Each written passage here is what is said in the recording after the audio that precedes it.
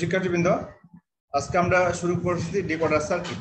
Decoder circuit আসলে আমরা কোথায় ব্যবহার করি বলেছি? আমরা ডিকোডার বর্তনী ব্যবহার করি মূলত কম্পিউটারের আউটপুট ইউনিটে। আউটপুট ইউনিট বলতে আমরা যেটা বলেছিলাম, মনিটর একটা আউটপুট ইউনিট, আমাদের printer output unit, loud speaker output unit, আর ইনপুট ইউনিট বলেছিলাম কিবোর্ড একটা ইনপুট ইউনিট, তারপরে mouse input unit, scanner input unit. তাহলে আমরা ইনপুট ইউনিটে ব্যবহার করব হচ্ছে এনকোডার, আর আউটপুট ইউনিটে ব্যবহার করব হচ্ছে ডিকোডার সার্কিট। বিষয়টা হচ্ছে এমন যে, মনে করো যখন তুমি কিবোর্ড থেকে কোন একটা কি প্রেস করো, তখন সেই মানটা কিন্তু প্রথমে রূপান্তর হয় কিসে বলো তো? সেই মানটা প্রথমে রূপান্তর হয় বাইনারি বিটে। অর্থাৎ তুমি যদি কল্পনা করো যে একটা কিবোর্ড আছে এমন, আমি গত লেকচারে বলেছিলাম, আমি আবার একটু জাস্ট তোমাদের মনে করাই দিচ্ছি। তুমি কল্পনা করো এটা একটা কিবোর্ড। তাহলে কিবোর্ড থেকে যখন তুমি কোনো কি প্রেস করলা, কিবোর্ড থেকে কোনো কি প্রেস করলে এ প্রেস করলা, এ প্রেস করলে প্রথমে এটা যাবে এনকোডারে। তো এনকোডারে যখন যাবে তখন একটা বিষয় মনে রাখতে হবে যে এনকোডারের ক্ষেত্রে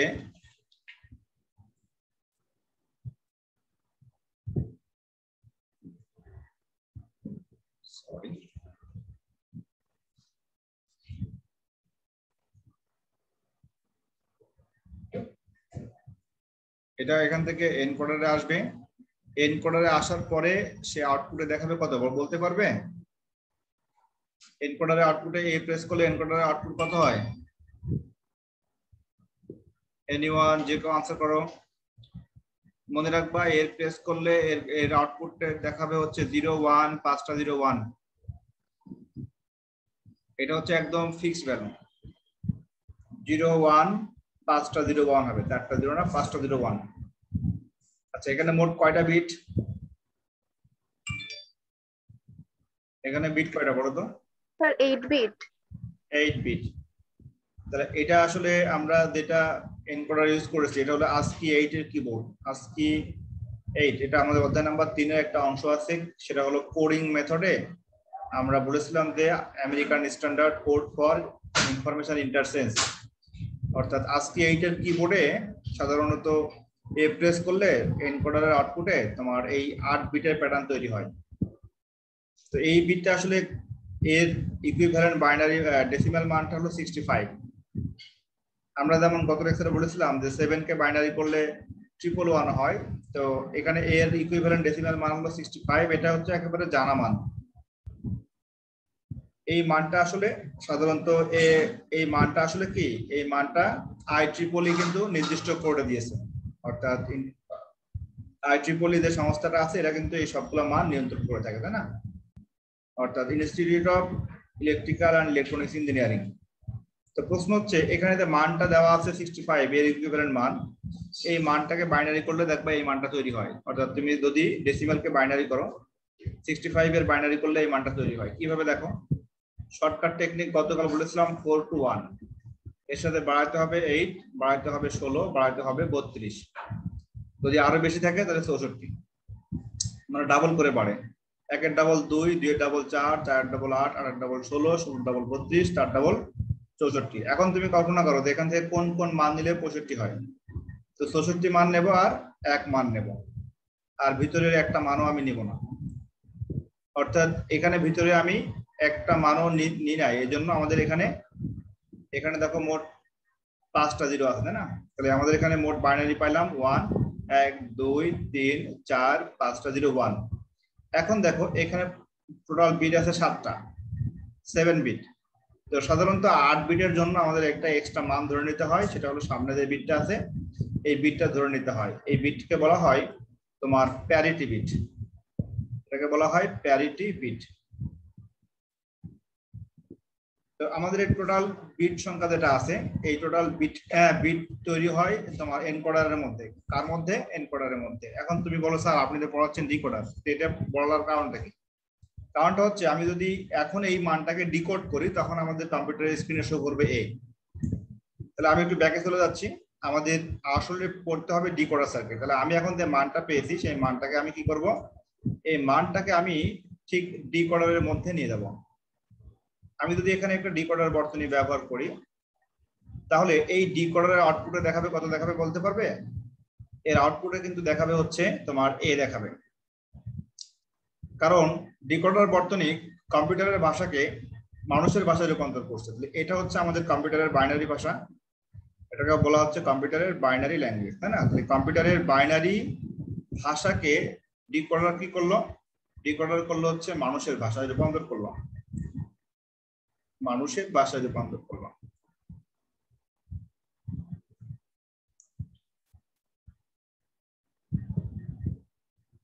এখন ক্লিয়ার বুঝতে পারছো?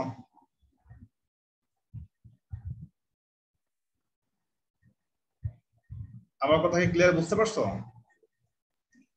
জি স্যার। ওকে, তাহলে ডিকোডারের কাজ কি? ডিকোডারের সংজ্ঞা বলো একজন। যে বর্তনী কম্পিউটারের ভাষাকে মানুষের ভাষায় রূপান্তরিত করে তাকে ডিকোডার বলে।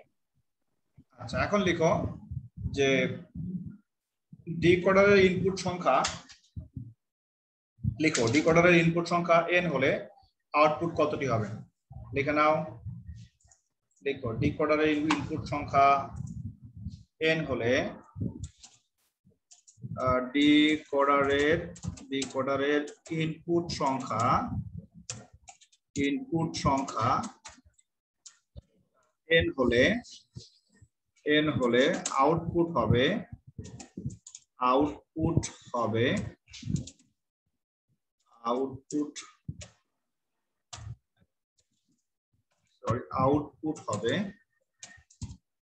Two to the power n সংখ্যক, টু দি পাওয়ার n সংখ্যক। স্যার হোলের আগে একটা এন হওয়ার কথা না? আমি একটু পরে লিখছি।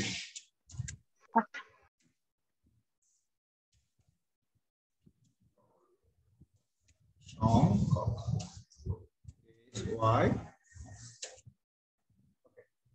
ডিকোডারের ইনপুট সংখ্যা n হলে আউটপুট হবে two to the power n সংখ্যক। আচ্ছা, এখন ওটা আমি হাতে লিখে দিচ্ছি। ইনপুট সংখ্যা n হলে, মনে রাখবা ইনপুট সংখ্যা n হলে আউটপুট হবে two to the power n সংখ্যক। আমি এখানে ভিন্ন কালারে লিখে দিচ্ছি। ইনপুট সংখ্যা যদি n হয় তাহলে আউটপুটটা হবে 2 এর পাওয়ার n সংখ্যক। তাহলে এখানে ইনপুট সংখ্যা লিখো n, আউটপুটটা হবে 2 এর পাওয়ার n।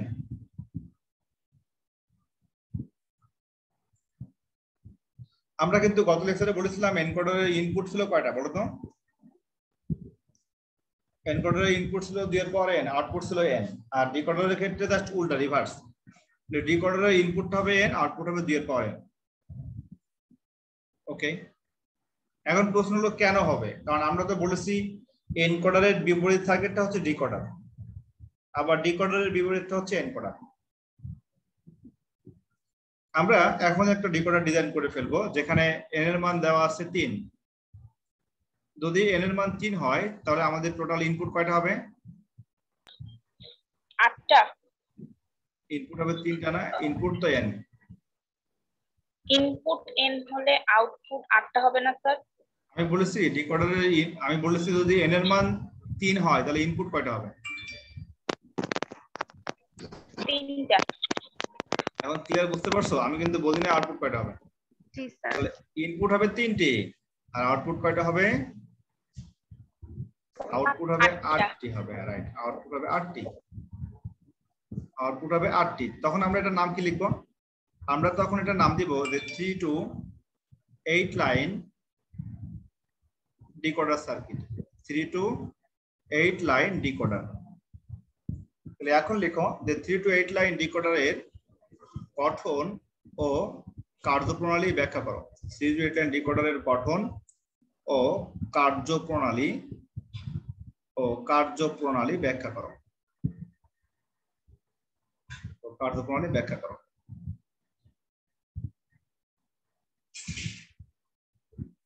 কোশ্চেন থাকবে এমন যে 3 to 8 লাইন ডিকোডারের গঠন ও কার্যপ্রণালী ব্যাখ্যা করো। আচ্ছা, এর পরবর্তীতে যেটা করতে হবে, আমাদের এখন একটা বক্স তৈরি করতে হবে, ঠিক ব্লক ডায়াগ্রাম তৈরি করতে হবে। তাহলে আমরা এখন শুরু করি গঠন থেকে। লিখে নাও গঠন। আচ্ছা, আমরা গঠনে যেটা করব, আমাদের একটা ব্লক তৈরি করতে হবে। গঠনে একটা ব্লক তৈরি করা প্রথমে।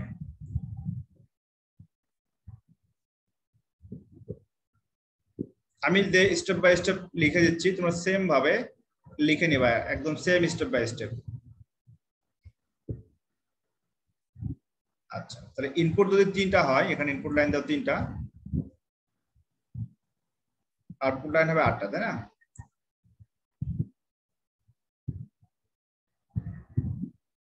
এক, 2, 3, 4, 5, 6, 7, 8।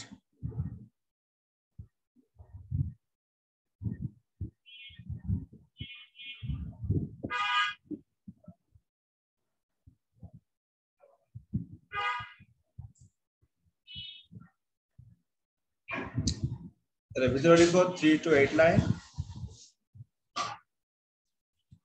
8 লাইন ডিকোডার। তাহলে ইনপুট লিখো হচ্ছে এক্স ওয়াই জেড, ইনপুটের 3টা মান দাও।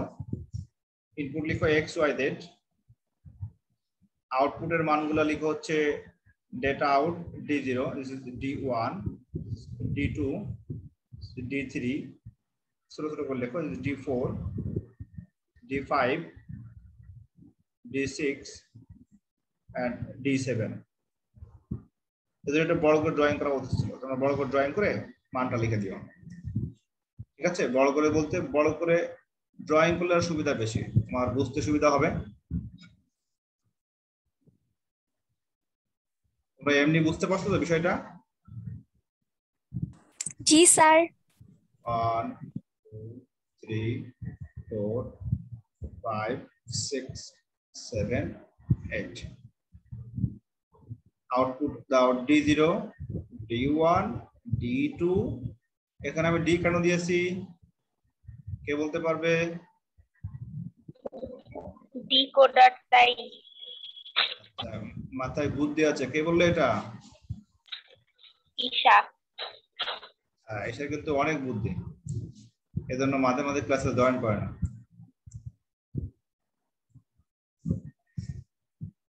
আচ্ছা, এটা আসলে ডি মানে বোঝানো হয়েছে ডেটা আউট। কি বল? ডেটা আউট কি হয়েছে বলো? এটার মিনিং হলো ডেটা আউট। ডিকোডারের ক্ষেত্রে লিখবো ডেটা আউট, এই জন্য ডি দিয়ে বুঝিয়েছি। আসলে আমরা ইনপুটে একটা ডেটা দিচ্ছি, আউটপুটে আমরা একটা ডেটা পাচ্ছি। অথবা যদি মনে করো স্যার এখানে আমি ডিকোডারের জন্য ডি এর মিনিং করবো, সেটাও কোনো অসুবিধা নাই। এখন আমরা এটাকে বলছি ব্লক ডায়াগ্রাম। চিত্রের নাম দাও, ক্যাপশন দাও চিত্রের। এটার নাম দিবা হলো 3 to 8 লাইন ডিকোডারের ব্লক চিত্র। 3 to 8 লাইন ডিকোডারের কি বলো? ব্লক চিত্র, এর ব্লক ডায়াগ্রাম বা ব্লক চিত্র।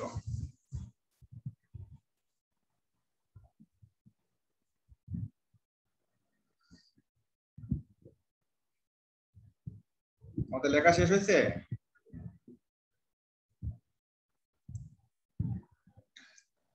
জি স্যার। ওকে, দ্রুত লিখে নাও। এখন আমরা এটার বর্ণনা লিখব। আমরা বর্ণনা কিভাবে লিখবো দেখে নাও।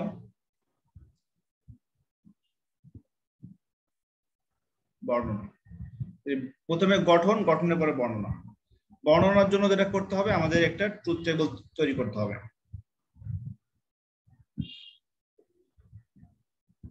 আমরা বড় একটা ট্রুথ টেবিল তৈরি করি।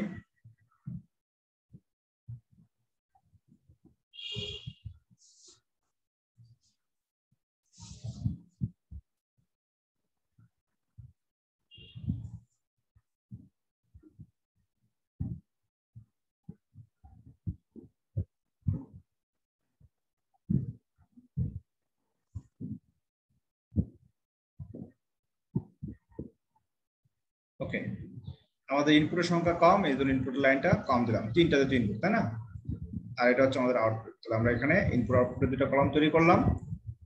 এটা হচ্ছে আমাদের ইনপুট কলামে ভ্যালুগুলো লিখে দাও। এটা হচ্ছে আমাদের ইনপুট, আর এটা হচ্ছে আউটপুট।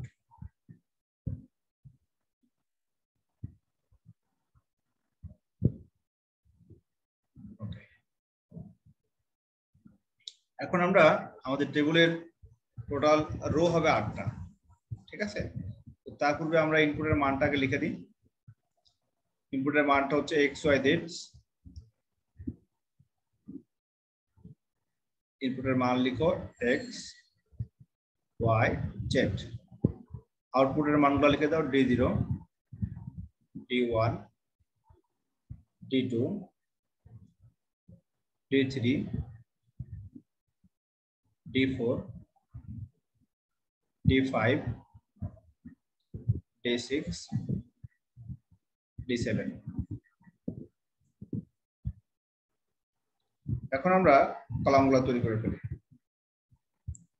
X এর column, Y column, Z column. Similarly D0, D1, D2,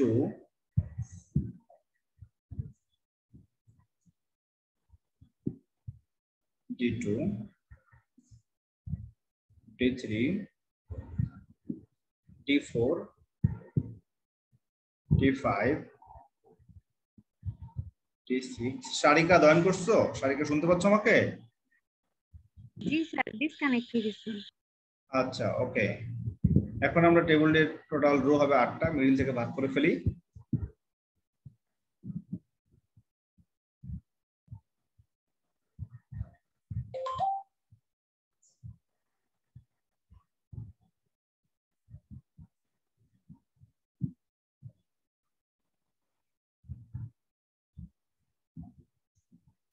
ওকে, এখন ফ্লপ করে ফেলো। X এর কলামে কয়টা 0 কয়টা 1 হবে? যদি আমি এনকোডারের ঠিক অপোজিট বর্তনী অঙ্কন করি তাহলে X এর কলামে 4টা 0 4টা 1। X এর কলামে কি হবে বলো? 4টা 0 4টা 1 হবে। Y এর কলামে কয়টা 0 কয়টা 1 হবে? 2টা 0 2টা 1। 2টা 0 2টা 1 দিয়ে ফিল আপ করে ফেলো। এটা ছিল 4 to 1 এর ফর্মুলা।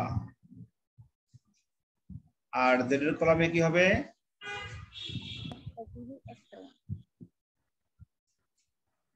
Z এর কলামে কয়টা 0 কয়টা 1 হবে? একটা 0 একটা 1। একটা 0 একটা 1 দিয়ে ফিল আপ করে ফেলো। ওকে,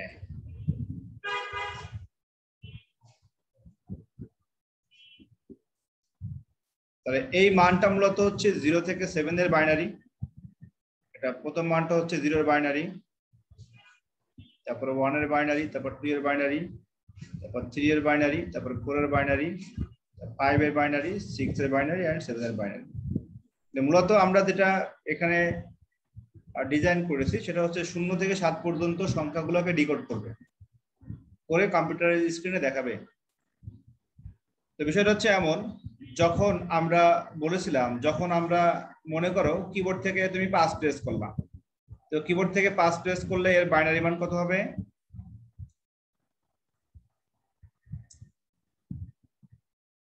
কিবোর্ড থেকে 5 প্রেস করলে বাইনারি মান কত হবে বলো?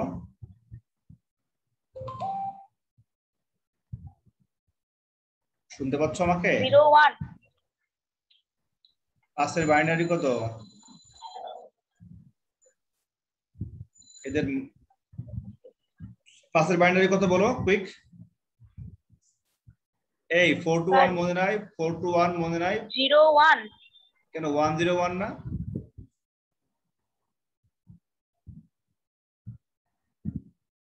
পাঁচের বাইনারি মানটা হচ্ছে 101। আমরা 4 to 1 দিয়ে অ্যাপ্লাই করলে 101 হয় না? এই পাঁচের বাইনারি হচ্ছে 101, রাইট? এতটুকু বুঝতে পারছো কিনা আগে বলো। তুমি যখন কিবোর্ড থেকে 5 প্রেস করলা, তাহলে 101 যদি এনকোডারের আউটপুটে হয়, এটা কিন্তু এনকোডারের আউটপুট। এটা যদি আবার ডিকোডারে যায়, ডিকোডারে গেলে আমাদের আউটপুট দেখাবে 5 দেখাবে।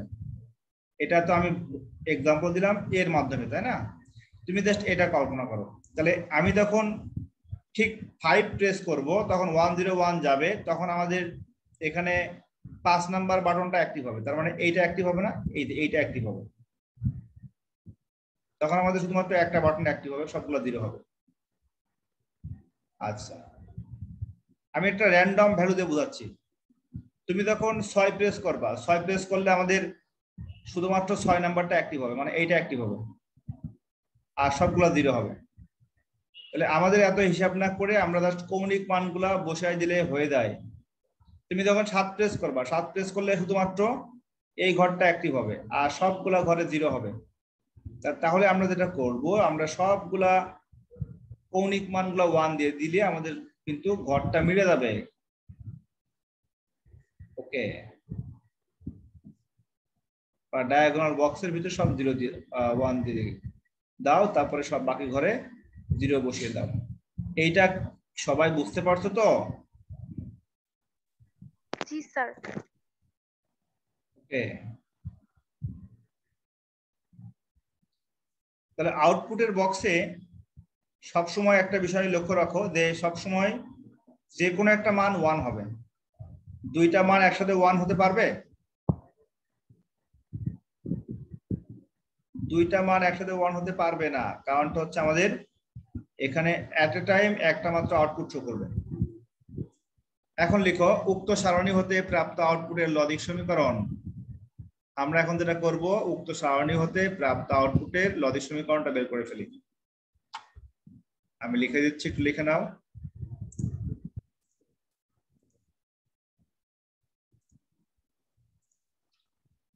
লিখো উক্ত সারণী হতে প্রাপ্ত আউটপুটের লজিক সমীকরণ।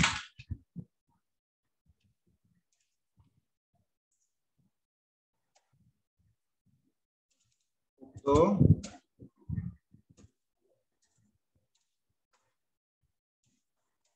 উক্ত সারণী হতে উক্ত সারণী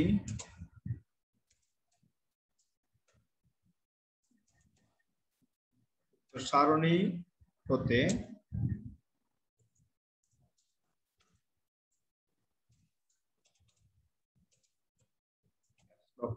ঝামেলা হবে। উক্ত সারণী হতে প্রাপ্ত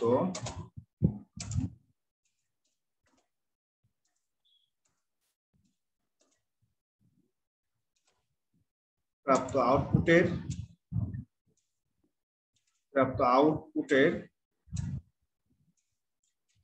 লজিক সমীকরণ।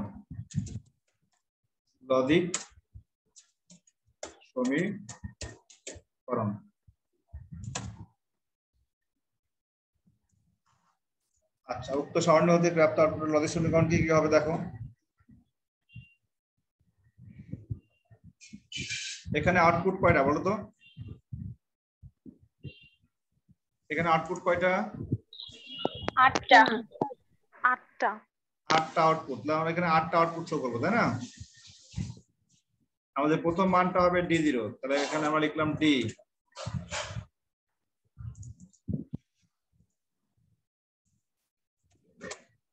এটা লিখো D, আমরা সেম মানটা কপি করে নিচ্ছি, নিয়ে এখানে আমরা 8টা D বসিয়ে দিই। 2টা, 3টা, 4টা, 5টা,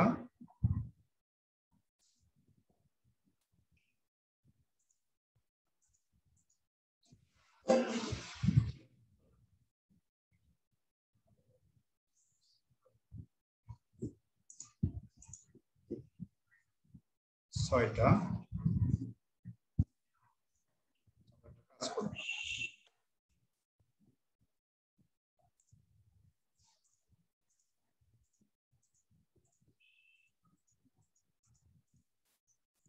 এভাবে লিখি, 1টা D, 2টা D,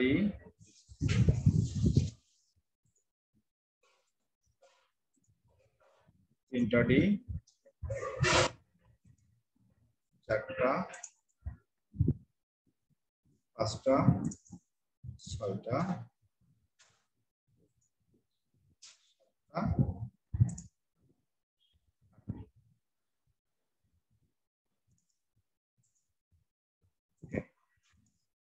D0 equal x into y into z, x into y। সবগুলো ক্যাপিটাল লেটার দাও, যেহেতু সবগুলো ক্যাপিটাল দেওয়া আছে, স্মল দেওয়া ছিল। দেখো তো ইনপুটে সবগুলো দেওয়া ছিল স্মল লেটার, সবগুলো স্মল লেটার দাও। তাহলে x into y into z, এটা আমি কপি করে নিচ্ছি।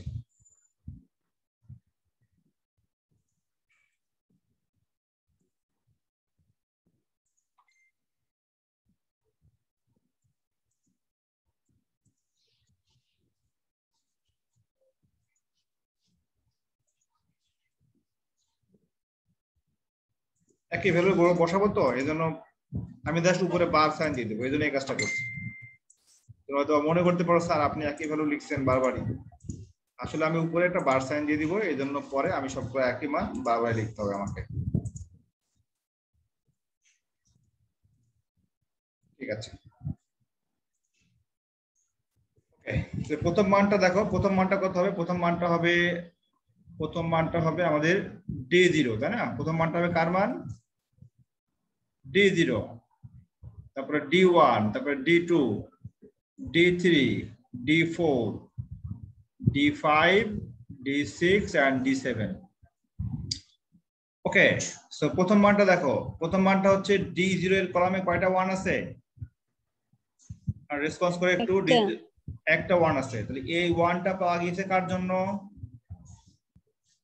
এই 1টা পাওয়া গিয়েছে যখন x y z তিনটাই 0, তখনই কিন্তু আমরা পেয়েছি D0 1। তার মানে আমরা তিনটাকে এখন মাল্টিপ্লাই করে ফেলবো। মনে রাখবা এই তিনটাকে গুণ করলে আমাদের 1 মানটা বের করতে হবে। তাহলে মাল্টিপ্লাই করো, মাল্টিপ্লাই করলে আমাদের এই তিনটা 0 মাল্টিপ্লাই করলে কিন্তু 1 হবে না। তুমি যদি বলো যে স্যার যখন হচ্ছে তিনটা 0 আমি মাল্টিপ্লাই করব তখন তো আসলে শূন্য হয়, তো আমার 1 তৈরি করতে হবে। তো যদি আমি এভাবে মাল্টিপ্লাই করি 0 কমপ্লিমেন্ট ইনটু 0 কমপ্লিমেন্ট, তখন কিন্তু 1 চলে আসে। অর্থাৎ প্রথম যে মানটা আছে 0 কমপ্লিমেন্ট, সেটা হলো x এর মান, অর্থাৎ সেই মানটা হবে এমন যে x কমপ্লিমেন্ট y কমপ্লিমেন্ট তারপরে z কমপ্লিমেন্ট। এই মানটা আসলে x কমপ্লিমেন্ট, এই মানটা আসলে y কমপ্লিমেন্ট, এই মানটা আসলে z কমপ্লিমেন্ট। এক কথায় যেখানে শূন্য আছে সেখানে কমপ্লিমেন্ট সাইন বসাইতে হবে। সো আমরা যেটা করব, আমরা এখন কমপ্লিমেন্ট সাইনটা বসিয়ে দিব। যেমন D1 এর ঘরে দেখো, D1 এর ঘরে একটা 1 আছে, তার মানে এই 1টা পাওয়া গিয়েছে ইনপুটের কোন মানের জন্য?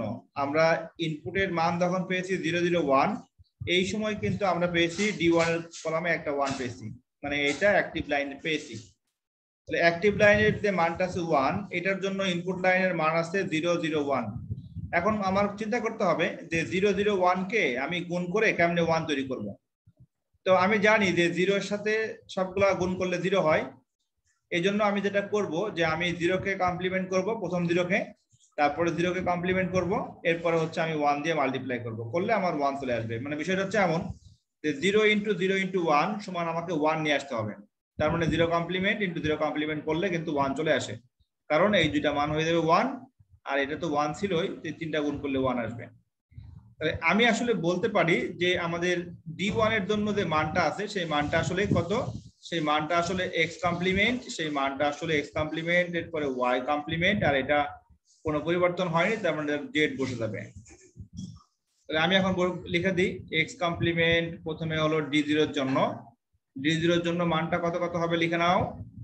এই মানটা হবে x complement into y complement z complement. আচ্ছা, D1 এর জন্য কত পেয়েছো? D1 এর জন্য পেয়েছো হচ্ছে x complement into y complement z। বলো তো D2 কত হবে? Sir x complement y complement z। x complement y z complement complement into y into z complement. অনেকটা বলেছি। D2 জিজ্ঞেস করেছেন না? হ্যাঁ, D2।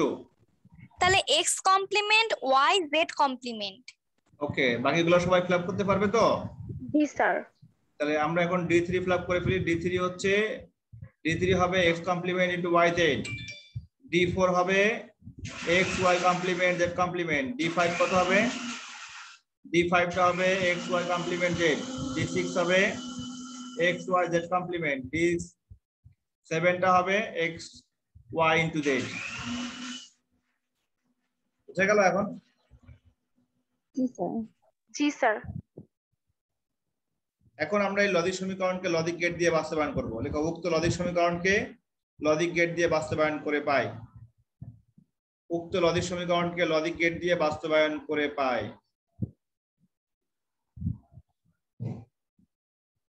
আমি একটু সিরিয়ালি আবার লিখে রাখি তোমাদের সুবিধার জন্য। আমরা D0 কত পেয়েছি, আমরা D1 কত পেয়েছি, আমরা D2 কত পেয়েছি, সেগুলো সিরিয়ালি আমি লিখে রাখি, আমার এটার জন্য ড্রয়িং করতে সুবিধা হয়। D5 and D6 and D7। প্রথম মানটা পেয়েছি x complement into y complement into z complement. এরপরের মানটা পেয়েছি হচ্ছে x complement into y complement into z।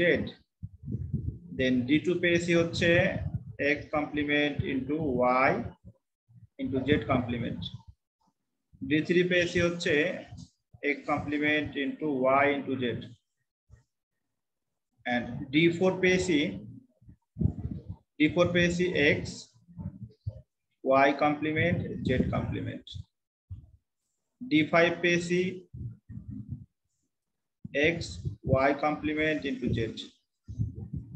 d6 পেয়েছি x y z complement and d7 পেয়েছি x into y into z। এখন তোমাদের মনে কিন্তু প্রশ্ন আসতে পারতো, স্যার আপনি গুণ কেন করলেন, প্লাস করলে কি হতো? এখানে প্লাস আমি কেন করি নাই, দেখো প্লাস করলে কিন্তু সবগুলো জিরো চলে আসতো, আউটপুটের মানটা 1 আসতো না। তুমি যদি প্লাস করতে, ধরো নাও তুমি এটা প্লাস করে দিলা x complement y complement dot z, সেক্ষেত্রে কি হতো? সেক্ষেত্রে তোমার শুধুমাত্র একটা মান শো করতো, সে আর বাকি সবগুলা মান তোমার আসতো না। কেন আসতো না দেখো, আমি জাস্ট একটা র্যান্ডম মান নিয়ে চেক করি। ধরে নাও আমি d2 এর ঘরে আমি যদি এমন লিখতাম যে x complement plus y plus z complement লিখলাম, সেক্ষেত্রে কি হবে দেখো। তো সেক্ষেত্রে আমাদের মানটা একটু চেক করে আসি। x এর মানটা ছিল 0, x এর মানটা 0 কমপ্লিমেন্ট প্লাস y এর মান ছিল 1 প্লাস z এর মানটা ছিল 0 তার কমপ্লিমেন্ট। এখন আমরা দেখলাম যে আসলে এই মানটা তো যোগ করে 1ই আসে, তাহলে স্যার যে বললো যোগ করলে হবে না, 1 প্লাস 1 প্লাস 1 সমান সমান 1, তাহলে তো আমরা 1 মান পেয়েছি।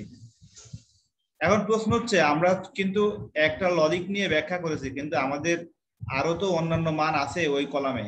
এই কলামে তো 1 এর বদলে তো আরো অন্যান্য মান বলতে 0 আছে না এখানে, এই যে এই 0 এই 0 এই 0 সবগুলা কিন্তু ওই একই সমীকরণ দিয়ে ব্যাখ্যা করা যায়। আমি যদি প্লাস সাইন ইউজ করতাম তখন দেখা যেত যে এই বক্সে তখন 1 চলে আসতো, অর্থাৎ বাকি ঘরে কিন্তু তখন আর তোমার 0 আসতো না। এই আমি যদি d2 এর ক্ষেত্রে কল্পনা করি, আমি d2 এর জন্য কত লিখেছি, আমি লিখেছি x complement plus y complement z complement. যদি আমি ভুলে এটা লিখতাম সেক্ষেত্রে কি হতো দেখো, যদি আমি x complement plus y plus z complement লিখতাম d2 এর জন্য, আমি দেখুন একটা দিয়ে एग्जांपल দিই, তাহলে কি হতো? তাহলে এই ঘরটা কল্পনা করো, এই ঘরটা হলো, এই ঘরে দেখো মান আছে 0, তাহলে আমি যদি এই তিনটাকে এখন ঠিক প্লাস করে ফেলি এইভাবে, তাহলে 0 আসে কিনা?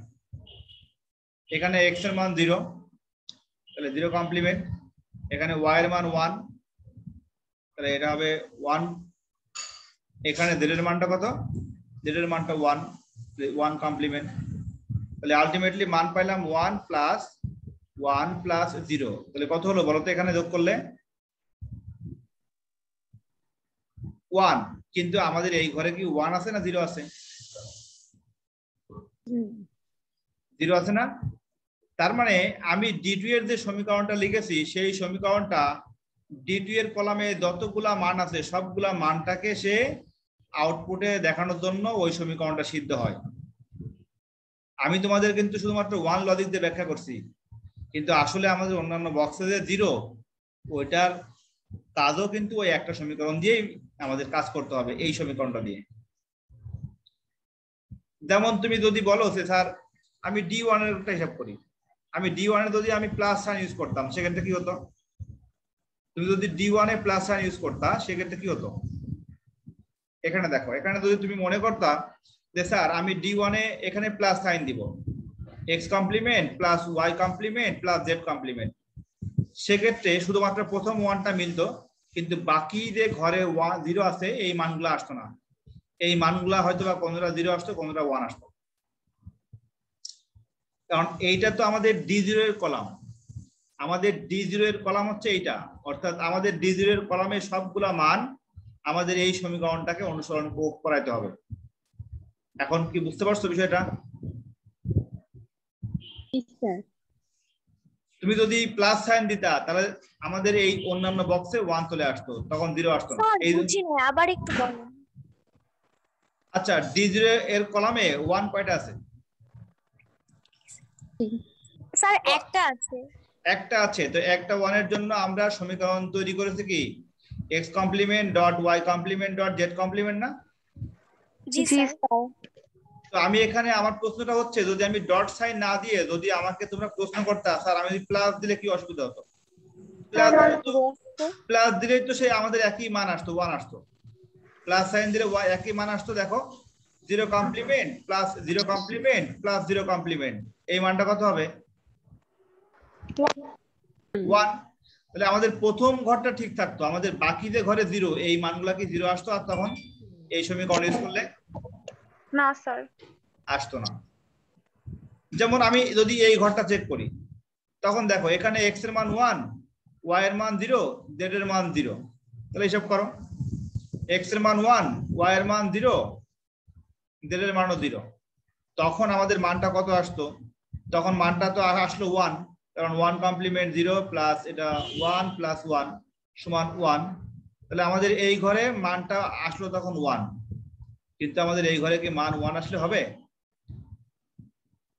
না স্যার। না স্যার। এখন ক্লিয়ার বুঝতে পারছো? জি স্যার। তার মানে হচ্ছে D0 এর যে সূত্র, যে সমীকরণ, এই সমীকরণটা D0 এর কলামে সবগুলা মানকে অনুসরণ করবে বা সবগুলা মান বের করতে পারবে। সিমিলারলি আমি বাকি যে সূত্রগুলো লিখেছি সবগুলা মানকে সে বের করতে পারবে। এই জন্য আমরা এখানে মাল্টিপ্লাই করব। এই জন্য আমরা কি বলবো? মানটাকে আমরা মাল্টিপ্লাই করব। এখন আমাদের এই সমীকরণগুলোকে আমরা লজিক গেট দিয়ে বাস্তবায়ন করব। লেখো উক্ত সমীকরণ সমূহকে লজিক গেট দিয়ে বাস্তবায়ন করে পাই। উক্ত সমীকরণ সমূহকে কি বলে লিখছো? ঠিক আছে, উক্ত সমীকরণ সমূহকে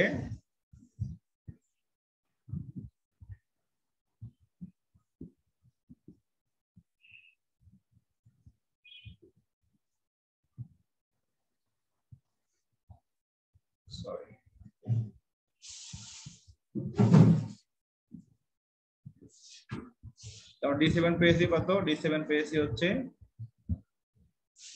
এটা এমন হয়ে গেল। D6 এর মান পেয়েছি x y z কমপ্লিমেন্ট, আর D7 পেয়েছি হলো x * y * z। ওকে, আমরা এই মানটাকে এখন লজিক গেট দিয়ে দেখাই। লিখো উক্ত সমীকরণ সমূহকে লজিক গেট দিয়ে বাস্তবায়ন করে পাই।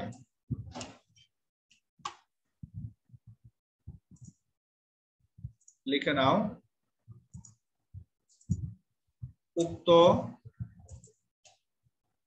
সমীকরণ সমূহকে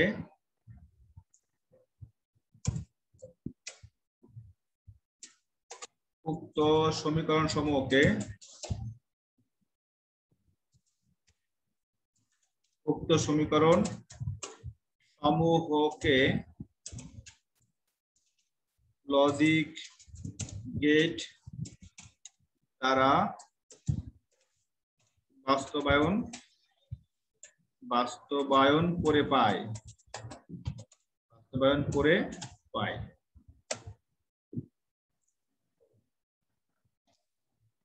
আচ্ছা, এখানে মোট কয়টা ইনপুট?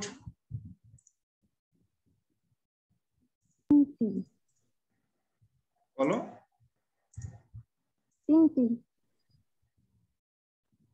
3টা ইনপুট। আচ্ছা, গুড। আমরা 3টা ইনপুটের মাধ্যমে এখন ভার্টিক্যাল লাইন তৈরি করি।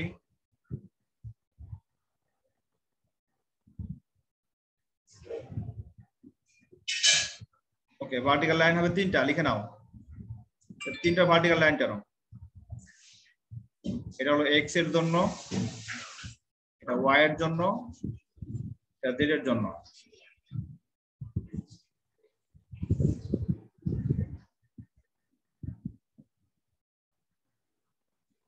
উপরে লিখে নাও x y z, x y z। এখন x কমপ্লিমেন্ট তৈরি করো, এটার জন্য নট গেট দাও। y কমপ্লিমেন্ট তৈরি করো, নট গেট দাও। জেড কমপ্লিমেন্ট তৈরি করো, নট গেট দাও। কমপ্লিমেন্ট মানে কি গেট হবে বলো তো? Not gate. Not gate. Okay, এখন আমরা 8টা আউটপুট বের করবো। তো আমাদের 8টা আউটপুটের জন্য আমাদের 8টা অ্যান্ড গেট তৈরি করতে হবে, ঠিক আছে? আমাদের এখানে 8টা হবে অ্যান্ড গেট। তো আমরা এখানে অ্যান্ড গেট তৈরি করে ফেলি এখন।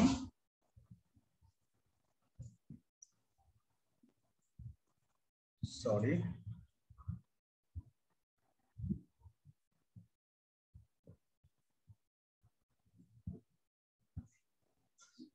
ঠিক পর পর 8টা অ্যান্ড গেট তৈরি করো। 1টা,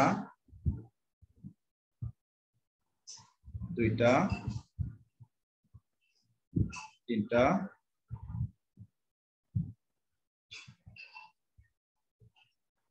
4টা,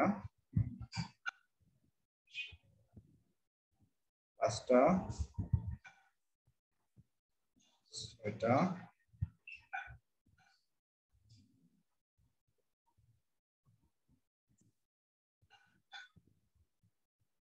7টা, 8টা।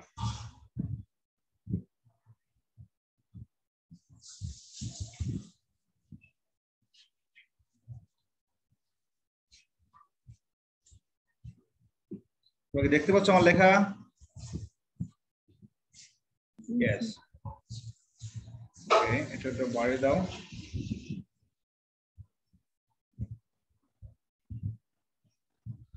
এখন বাকি কাজগুলো পারবে তো? পারবো স্যার।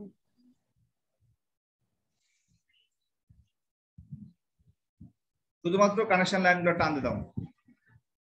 প্রথমটা আছে x complement y complement z complement থেকে যাবে, তাই না? এক্স কমপ্লিমেন্ট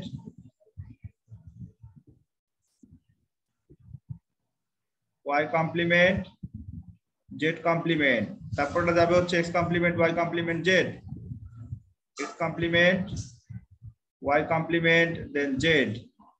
এরপরটা হচ্ছে D1, তারপর D2, D2 হচ্ছে x complement y z complement, x complement then y then z complement. D3 তার মানে x complement y z, x complement into y into z. তারপর D4 x y complement z complement,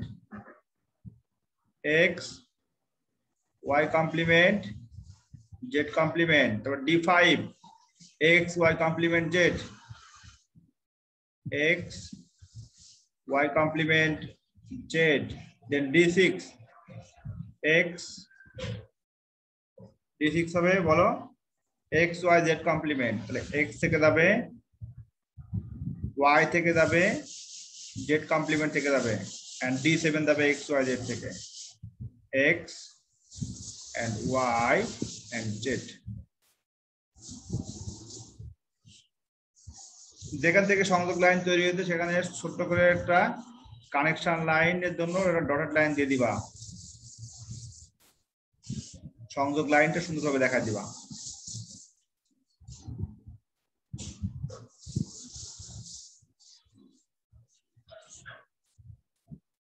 তাহলে আউটপুটের মানগুলো দ্রুত লিখে নাও। আমি আউটপুটের মানটা লিখে দিচ্ছি না, তোমরা নিজের মতো করে লিখে নাও। ঠিক যেভাবে মানটা লেখা আছে আগে সেই মানটা লিখে নাও। সব থেকে ভালো হয় আউটপুটের লাইনের দাগের উপরে লিখে দিলে ভালো হয়। অর্থাৎ এখানে যে আউটপুট থেকে যে তুমি দাগটা টান দিবা সেই দাগের উপরে লিখে দিবা।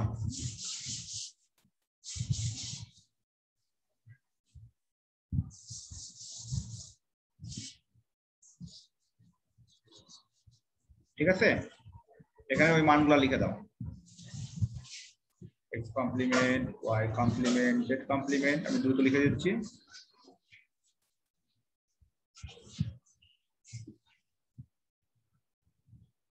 ওকে,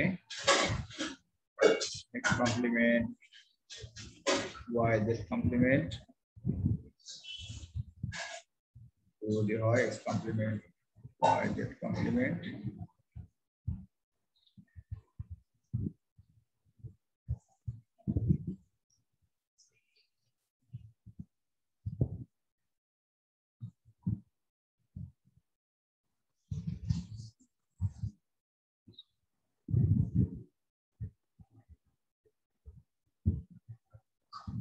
আচ্ছা, এখন একটু ক্যাপশন দাও, চিত্রের নাম দাও। 3 to 8 লাইন ডিকোডারের এর নাম কি হবে বলো তো? Logic circuit. লজিক চিত্র লিখে দাও। 3 to 8 লাইন ডিকোডারের লজিক চিত্র। 3 to 8 লাইন ডিকোডারের লজিক চিত্র বা লজিক ডায়াগ্রাম।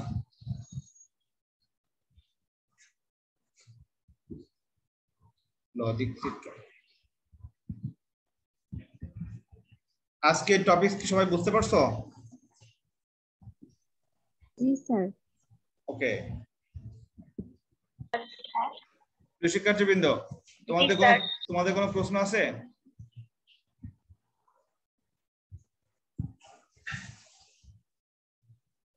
আচ্ছা, কোনো প্রশ্ন নাই, সবাই চুপ করে আছো। তাহলে আমরা আগামী লেকচারে ইনশাল্লাহ আমরা হাফ এডার এবং ফুল এডার নিয়ে আলোচনা করব।